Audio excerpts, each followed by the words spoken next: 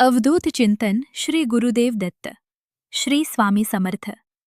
नमस्कार मंडळी, कसे आहात तुम्ही सगळे? राम राम. आज मी तुमच्यासाठी एक अतिशय सुंदर आणि महत्त्वाचा विषय घेऊन आले आहे. अष्टलक्ष्मी आणि तिच्या कृपेने आपण लक्ष्मीवान कसे बनू शकतो. मित्रांनो, सुरुवात एका पौराणिक कथेनं करूया. एकदा स्वर्गात इंद्रदेवांच्या सभेत मोठा सोहळा चालू होता. त्या सोहळ्यासाठी अनेक देव, ऋषी आणि महर्षी आले होते. एका ऋषींनी इंद्रदेवांना एक दिव्य पुष्पहार भेट दिला आणि सांगितले, इंद्रदेव, या हारामध्ये माता महालक्ष्मीचा वास आहे. याचा आदर करा. पण इंद्रदेवांना आपल्या वैभवाचा आणि संपत्तीचा खूप अभिमान झाला होता. त्यांनी तो हार बाजूला ठेवला. तिथेच त्यांचा ऐरावत हत्ती उभा होता. चुकून त्या हारावर त्याचा पाय पडला आणि तो हार तुडवला गेला. हा माता महालक्ष्मींचा अपमान होता. माता महालक्ष्मी रागावल्या आणि स्वर्ग सोडून निघून गेल्या. आणि ज्या क्षणी महालक्ष्मी निघून गेल्या त्या क्षणापासून स्वर्गात दारिद्र्य, संकट आणि अशांतता निर्माण झाली. यातून पहिला धडा काय मिळतो? जिथे लक्ष्मीचा अपमान होतो तिथे लक्ष्मी कधीच राहत नाही. दुसरा धडा म्हणजे एकदा निघून गेलेली लक्ष्मी लगेच परत येत नाही. त्यासाठी मेहनत, नवीन विचार, नवीन योजना आणि नवीन प्रयत्न करावे लागतात. त्यानंतर देवतांनी विचार केला की लक्ष्मीला परत आणण्यासाठी काय करावे. तेव्हा निर्णय झाला समुद्रमंथन करायचे. पण समुद्रमंथन देवांनी एकट्याने नाही केले. त्यांनी असुरांची मदत घेतली. यातून तिसरा धडा मिळतो.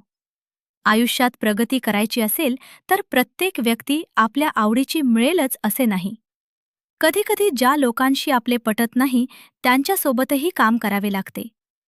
समुद्रमंथनातून माता महालक्ष्मी प्रकट झाल्या आणि त्यांनी भगवान विष्णूंना आपला जीवनसाथी म्हणून निवडले.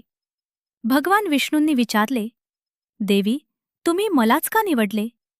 तेव्हा माता महालक्ष्मी म्हणाल्या, कारण तुमच्यामध्ये माझी 8 रूपे, माझे 8 गुण आहेत. आणि हीच आहेत अष्टलक्ष्मी. 1. आदिलक्ष्मी. ही आपल्याला नवीन संधी, नवीन संयोग आणि आयुष्यातील नवीन दारे उघडण्याची शक्ती देते. 2. विद्यालक्ष्मी. संधी मिळाली तरी ती ओळखण्याची आणि योग्य वेळी पकडण्याची बुद्धी आवश्यक असते. ती देते विद्यालक्ष्मी. 3. ऐश्वर्यलक्ष्मी. आपले व्यक्तिमत्व, आपली वागणूक, आपले सादरीकरण सुंदर आणि प्रभावी असणे म्हणजे ऐश्वर्य. 4. धनलक्ष्मी. कमावलेला पैसा योग्य प्रकारे साठवणे आणि त्याचे नियोजन करणे म्हणजे धनलक्ष्मी. 5. वीरलक्ष्मी. योग्य वेळी धैर्य दाखवणे आणि योग्य वेळी संयम ठेवणे हे वीरलक्ष्मीचे स्वरूप आहे. 6. धैर्यलक्ष्मी. कठीण प्रसंगात न डगमगता पुढे जाण्याची शक्ती म्हणजे धैर्यलक्ष्मी. 7. संतानलक्ष्मी. आपल्या मुलांना चांगले संस्कार, चांगल्या मूल्यांची शिकवण देणे म्हणजे संतानलक्ष्मी. 8. विजयलक्ष्मी.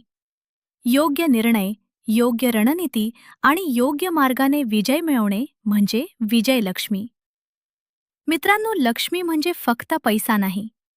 लक्ष्मी म्हणजे संधी, ज्ञान, वैभव, संपत्ती, धैर्य, संयम, चांगली संतती आणि जीवनातील यश. शेवटी माता महालक्ष्मी सांगतात, जिथे भगवान विष्णूंचे गुण असतात, जिथे दान, सेवा, प्रेम आणि दुसऱ्यांच्या गरजांची काळजी घेतली जाते, तिथे मी स्वतःहून येते.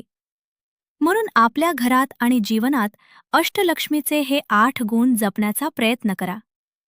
मित्रांनो, जर हे 8 गुण आपल्या घरात संतुलित राहिले तर आपल्याला लक्ष्मीवान होण्यापासून कोणीही थांबवू शकत नाही. श्री स्वामी समर्थ.